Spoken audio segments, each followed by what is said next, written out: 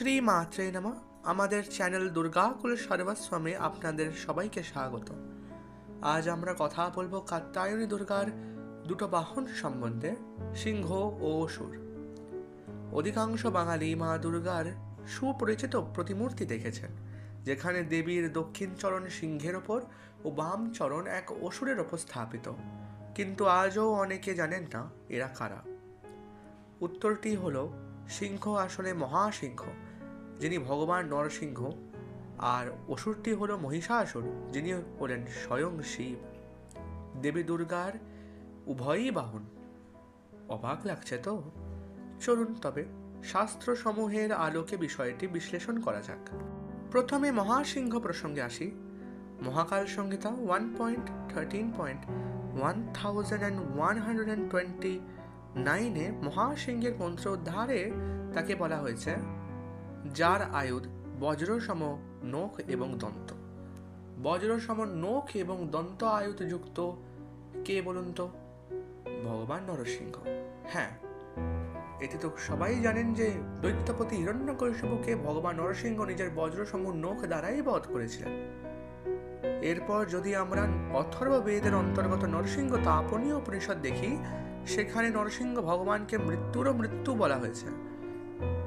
এখান থেকেই তার ভয়ঙ্কর মহিমা উপলব্ধি হয়।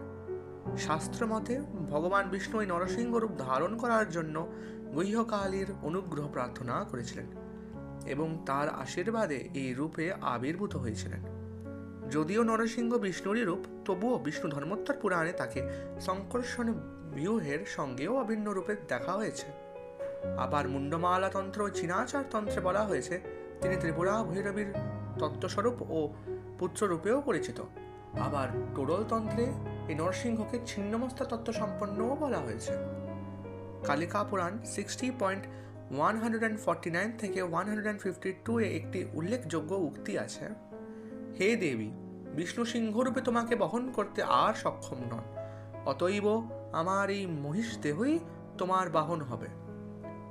এখানে ঈশ্বর, যিনি পঞ্চপ্রেতের অন্যতম, পরাশক্তি চণ্ডিকাকেই কথা বললেন, অর্থাৎ বিষ্ণু সিংহরূপে দেবীকে বহন করেছিলেন এবং করছেন। কিন্তু কিভাবে? উত্তরটি পাওয়া যায় মহাকাল সংহিতা 1.13.568 থেকে 569 যথা, হে দানবরাজ, অল্প পুণ্য বা অল্প তপস্যার দ্বারা আমার বাহন হওয়া যায় না। প্রাচীনকালে বিষ্ণু 10 সহস্রকল্পব্যাপী কঠোর তপস্যা করেছিলেন, তখনই তিনি নরসিংহ রূপ ধারণ করে আমার বাহন হয়েছিলেন। এর থেকে স্পষ্ট যে ভগবান বিষ্ণুই নরসিংহ রূপে দেবী দুর্গার বাহন। আর এটিও উল্লেখযোগ্য যে বিষ্ণুর সঙ্গে সিংহের সম্পর্ক বহু প্রাচীন। মহাসিংহের ধ্যান মন্ত্রে কালীবিলাস তন্ত্র 18.30 বলছে, হে সিংহ, তুমি হরিরূপ, তুমি স্বয়ং বিষ্ণু, এতে কোনো সন্দেহ নেই। তুমি পার্বতীর বাহন, তাই আমি তোমাকে পূজা করি। এখানে পার্বতী বলতে কাত্যায়নী দুর্গাকে বোঝানো হয়েছে, তার কারণ তিনি মণিদ্বীপের পর্বতে নিবাস করেন। মহাসিংহের প্রণাম মন্ত্র মহাকাল সংহিতা 1.13.1131 বলা হয়েছে, হে মহাসিংহ, তুমি দেবীর আসন, ভয়ঙ্কর দন্তযুক্ত হিমালয়ের সিংহ সম আকৃতি নিয়ে অধিষ্ঠিত, হে সিংহরাজ। এবার মহিষাসুর প্রসঙ্গে। প্রথমেই প্রশ্ন আসছে, কিভাবে শিব মহিষাসুর হলেন? কালিকা পুরাণ 60.137 থেকে 142 উর্ব ঋষি বলেছেন, একদা রম্ভ নামক এক অসুর মহাদেব শিবকে দীর্ঘকাল ধরে তুষ্ট করতে লাগলো। তপস্যায় সন্তুষ্ট হয়ে শিব স্বয়ং রম্ভাসুরের সম্মুখে প্রকাশিত হয়ে বললেন, হে রম্ভ, আমি তোমার উপর প্রসন্ন হয়েছি, তোমার যা অভিষ্ট সেই বর চাও। তখন চন্দ্রশেখরকে উদ্দেশ্য করে রম্ভ বলল, হে মহাদেব, আমি নিঃসন্তান, যদি আপনি আমার প্রতি সন্তুষ্ট হন তবে আপনিই আমার পুত্র এই 3 জন্মে আবির্ভূত হন। আমার পুত্র দীর্ঘজীবী হোক, খ্যাতিমান ও ভাগ্যবান হোক, সমস্ত দেবতাদের জয়ী এবং কোনো জীব দ্বারা নিহত না হোক। এইভাবে রম্ভের কথা শুনে শিব বললেন, তথাস্তু, যেমনটা তুমি চেয়েছো তেমনটাই হবে, আমি তোমার পুত্র হব। এই কথা বলেই মহাদেব অন্তর্ধান করলেন। এখন অনেকে বলবেন যে এই শিব কোনো ছোট রুদ্র বা শিবের অংশ, কিন্তু বরদান দেওয়ার সময় শিব কখনো বলেনি যে আমার অংশ আবির্ভূত হবে। তিনি বলেছেন, আমি তোমার পুত্ররূপে আবির্ভূত হব। তিনি একবার অংশ কথাতেই উল্লেখও করেননি। আর কেন কোনো অসুর কোনো ছোট দেবতার উপাসনা করবে কোনো তুচ্ছ রুদ্রের? কোনো অসুর তো এরকম করেনি আজ পর্যন্ত, তাহলে এখন কেন করতে যাবে? এখন অনেকের প্রশ্ন জাগে, যদি শিব মহিষাসুর হয়ে জন্মান, তবে কালিকা পুরাণ 60.149 থেকে 151 কেন এইভাবে বলা হয়েছে? ঈশ্বর বলিলেন, হে দেবী, তুমি সমগ্র জগতের মূর্তি। মহিষাসুর আজ ঋষি কাত্যায়নের অভিশাপে অভিশপ্ত হয়েছে। এক নারী তোমার নিধনকারিণী হবে। ঋষির এই বাক্য অবশ্যই ফলবতী হবে, এই বিষয়ে কোনো সন্দেহ নেই। হে দেবী, এই আমার মহিষ দেহ সর্বদা তোমার যোগে নিযুক্ত থাকবে এবং তুমি পুনরায় আমাকে পূর্বের মতো বধ করবে। তাহলে প্রশ্ন, যদি শিব মহিষাসুর হন, তবে এই ঈশ্বরকে, যিনি মহিষাসুরের অভিশাপ দেখলেন এবং চণ্ডিকাকে বললেন? উত্তর, এটি নিগ্রহকর্তা মহেশ্বর বা ঈশ্বর, রুদ্র কিংবা সদাশিব নন। এখন প্রশ্ন আসছে, রুদ্র, ঈশ্বর ও সদাশিব এই তিনজন কে? এনারা সবাই শিবই, কিন্তু কার্য ও গুণভেদে শিব তিন দেহ ধারণ করেন। সংহারে তিনি রুদ্র, নিগ্রহে ঈশ্বর এবং অনুগ্রহে সদাশিব। মহাকাল সংহিতা 1.13.571 থেকে 572 স্পষ্ট বলা হয়েছে, আমাকে সবাসনে আসি না জেনে শিব তিন দেহ ধারণ করলেন। এক হয়েও তার তিনটি দেহ, তিনটি গুণ, তিনটি রূপ ও তিন প্রকার অঙ্গ ছিল। তাদের নাম যথাক্রমে রুদ্র, ঈশ্বর ও সদাশিব। এখানে দেখা যাচ্ছে একই শিব তিন দেহে বিভক্ত হলেন, পার্থক্য কেবল তাদের মন্ত্র, ধ্যান, ন্যাসাদি প্রক্রিয়ায় এবং অবশ্য কার্য ও গুণেও। এখন প্রশ্ন, মহিষাসুর তিনজনের মধ্যে কে? কেউ বলবেন তিনি রুদ্র, কারণ তার প্রণাম মন্ত্র ও ভদ্রকালীর উক্তিতে তাই উল্লেখ আছে। কিন্তু তিনি রুদ্র নন, কারণ দেবতাদের সঙ্গে মহিষাসুরের যুদ্ধে শিবের যে কুঠার যা কল্পান্তে বিশ্ব ধ্বংস করে, সেটিও মহিষাসুরের উপর কার্যকর হয়নি। মহাকাল সংহিতাতেই এই উল্লেখিত হয়েছে। বিশ্বসংহারী কুঠার রুদ্রের পরিচয় বহন করে, তাই মহিষাসুর রুদ্র নয়, কারণ সে রুদ্রকে পরাজিত করেছে। 2, তিনি ঈশ্বর নন, কারণ ঈশ্বরই পরাশক্তি কাত্যায়নের অভিশাপের কথা জানিয়েছিলেন। 2, ঈশ্বর নিগ্রহকর্তা, তাকে সৃষ্টি স্থিতি সংহার চক্র চালাতে হয়। যদি তিনি মহিষ হন, তবে অনেক জিনিসই অস্তব্যস্ত হয়ে যাবে। মহিষাসুর কোথাও ঈশ্বর নামে পরিচিত নন, এটিও একটি পয়েন্ট। তাকে রুদ্র, সদাশিব বা সিম্পলি শিব বলা হয়েছে। এবার মহিষাসুর কি সদাশিব? উত্তর হ্যাঁ। কালীবিলাস তন্ত্র 19.1 থেকে 2 সুস্পষ্ট করে বলা হয়েছে, হে মহিষ, তুমি মহাবীর, শিবরূপ, সদাশিব, এই জন্য আমি তোমাকে পূজা করি। হে মহিষাসুর, আমাকে ক্ষমা করো। এখানে শিবরূপ অর্থাৎ শিবের রূপ, অংশ নয়। যেমন বিষ্ণুরূপ মানে স্বয়ং বিষ্ণু মহাসিংহের জন্য, সেরকম এখানেও মহিষাসুরের জন্য শিবরূপের অর্থ হচ্ছে স্বয়ং শিব, অংশ নয়। তাহলে প্রশ্ন, তাহলে তিনি রুদ্র নামে কেন পরিচিত হয়েছেন ভদ্রকালীর উক্তিতে এবং তার প্রণাম মন্ত্রে? উত্তর 2টি। 1, বৈদিক কালে সদাশিবকে রুদ্র বলা হতো, যেমন শ্বেতাশ্বতর উপনিষদ অধ্যায় 3 মন্ত্র 2 বলা আছে, একই রুদ্র, দ্বিতীয় আর কেউ নেই, তিনিই এই সমস্ত লোকে এক ঐশানী শক্তি দ্বারা নিয়ন্ত্রণ করেন। 2, রুদ্র শব্দের অর্থ বাচস্পত্য খণ্ড 5 পৃষ্ঠা 5175 দেওয়া হয়েছে, যিনি অন্যকে কাঁদান বা নিজেই ঘোর ক্রুদ্ধন করেন, তিনিই রুদ্র। মহিষাসুর দেবতাদের প্রচণ্ড কাঁদিয়েছিল, এই কথা তো মহাকাল সংহিতা এবং কালিকা পুরাণ উভয় দ্বারাই সমর্থিত। আবার রুদ্র মানে উগ্র, ঘোর বা ক্রূর।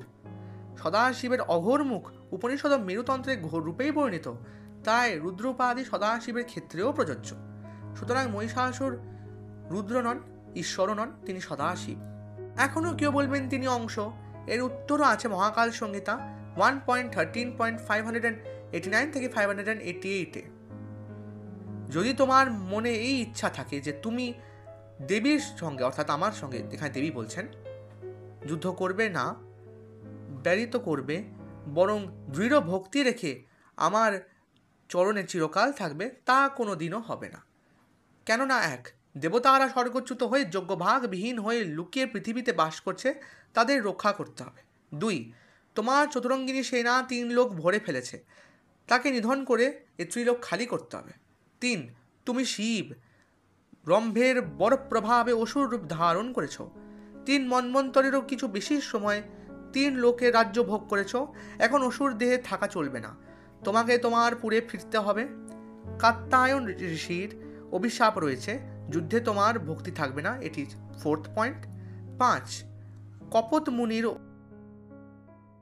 এখানেও আমরা স্পষ্ট দেখতে পাচ্ছি যে দেবী স্বয়ং ঘোষণা করেছেন, তুমি শিব স্বয়ং ব্রহ্মাসুরকে দেওয়া বরদানের ফলেই তুমি অসুর রূপ ধারণ করেছ, কিন্তু এখন তোমাকে তোমার নিজ লোকেই প্রত্যাবর্তন করতে হবে, কারণ সদাশিব অনুগ্রহকর্তা, অতএব তার প্রকৃত স্থানে প্রত্যাবর্তন অনিবার্য। আরও একটি গুরুত্বপূর্ণ দিক, দেবী সুস্পষ্ট বলেছেন এই শিবের লোক দেবীর লোকের নিচে অবস্থিত, অতএব তিনি পরাশিব নন, কারণ পরাশিব অর্ধশক্তি তত্ত্ব, পূর্ণ শিবতত্ত্ব নন।